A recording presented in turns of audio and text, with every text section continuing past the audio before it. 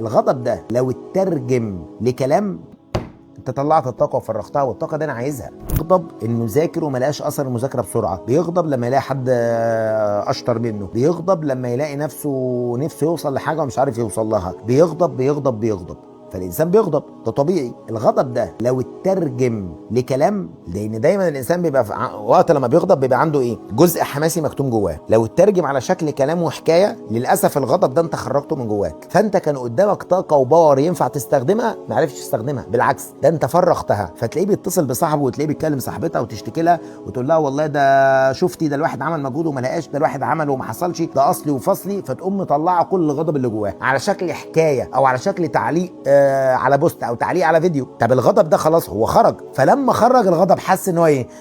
انا مستريح دلوقتي. لا، احنا مش عايزينك تستريح، انا مش عايزك تستريح، بالعكس انا عايزك غضبان وعايز الغضب ده يحركك. ودايما عندنا قاعده بتقول لما تزعل ولما تغضب اشتغل.